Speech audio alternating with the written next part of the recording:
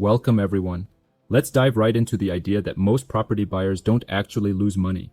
They get trapped. It's like, it's not about the upfront cost, but about buying the wrong structure for reasons that just don't hold water. Exactly. Right. I mean, you see so many headlines where people panic about overpaying, but here it's clear that the trap is more about the structure itself, the strategy behind the purchase. Absolutely. Think about it.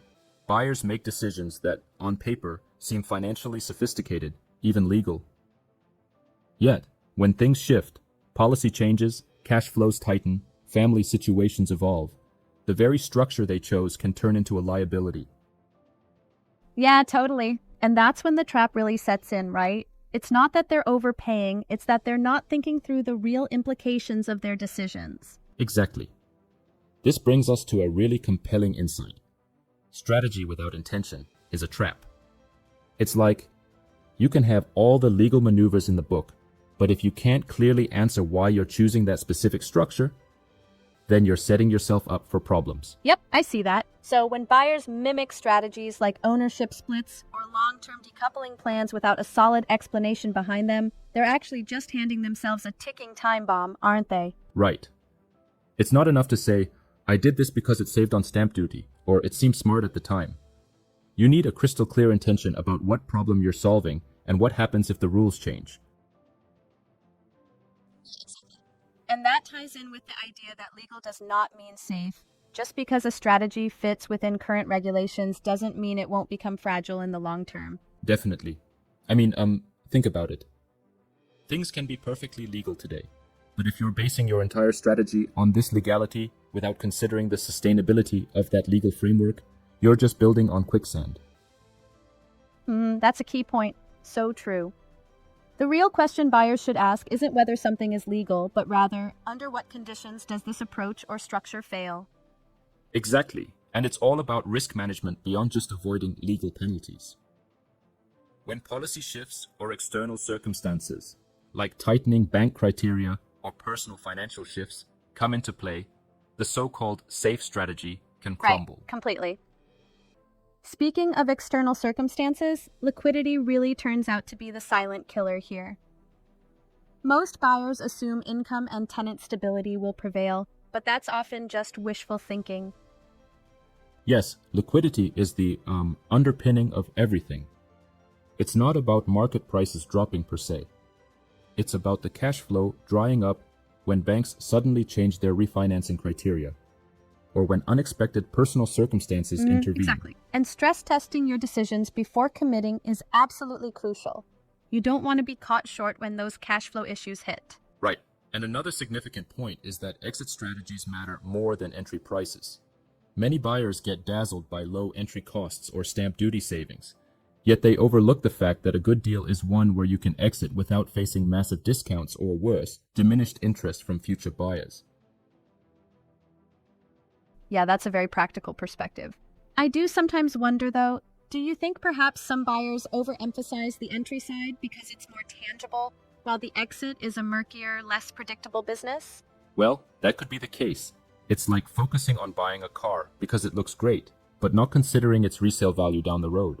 Buyers might be tempted to optimize the entry, better affordability, initial savings, but they really need to plan for who can buy from them later under entirely different market conditions. Good analogy. Exactly. And then there's policy. This isn't a bug. It's a feature in Singapore property. The system is policy-driven, and if your strategy only works when the rules never change, you're essentially gambling on a static world. Right. If you're complaining about policies, you're missing the point. Instead, the smart play is to align your strategy with the long-term policy direction. Expect tighter rules rather than loose ones, and maintain enough margin to accommodate change. Yep, very pragmatic indeed. But sometimes I wonder, could an overly conservative approach risk missing out on the benefits of, innovative strategies? Do you think there could be a balance? That's a fair challenge. There probably is a balance, but it hinges on having a deep understanding of both policy trends and the underlying market mechanics. The article suggests that while complexity in structures isn't inherently bad, that complexity must actually reduce risk or significantly Yeah, boost I returns. get that. So if the extra complexity only saves a little upfront or requires perfection in execution, it's more fragile than we'd like, right? Exactly. It's like adding extra gears to a machine. If they don't mesh perfectly, the whole system is at risk of failing. The key is ensuring that the complexity pays off by shielding you from the larger risks down the line. Spot on. And wrapping this all up, what do smart buyers do differently? It sounds almost boring in a good way. They plan for second-order effects, set up their exit strategies before even making the entry, and don't stretch themselves too thin. Yes, they do. They safeguard their positions rather than chasing overly aggressive gains. They accept slower, steadier growth in exchange for higher certainty, and that, arguably, wins in the long run.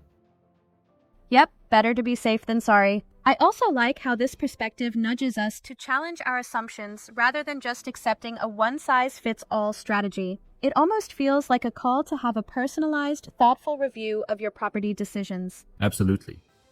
It's a reminder that property is a system of decisions. Each one builds on the previous, and even minor missteps can gradually limit your options.